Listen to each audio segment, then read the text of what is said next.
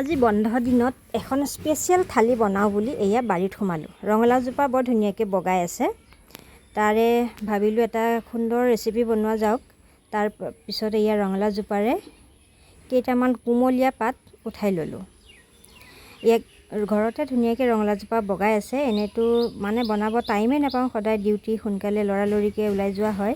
তাৰপিছত এইফালে আকৌ কঁঠালগুটি কেইটামানো সিজাই ৰাখিছোঁ দেই, মানে দালিতে দিছিলোঁ আৰু এয়া ৰঙালাও পাতকেইটা ধুই ল'লোঁ আৰু এয়া অলপ মচুৰ দালি মিক্সিত মাৰি ল'লোঁ। তাৰপাছত মচুৰ দালিখিনি ধুনীয়াকৈ পিঁয়াজ আৰু জলকীয়া কাটি ল'লোঁ আৰু ৰঙালাও পাতখনত এনেকৈ অলপমান পিচি লোৱা মচুৰ দালি ভৰাই ল'লোঁ। ভৰাই তাৰপিছত আৰু কি এয়া এনেদৰে ভাজ কৰি পেলাই তেলত দি দিলোঁ আৰু হৈ গ'ল ধুনীয়াকৈ ৰঙালাও পাতেৰে মচুৰ দালি বৰ। আৰু এয়া মোৰ আজি সুন্দৰ থালিখন তৈয়াৰ হৈ গ'ল।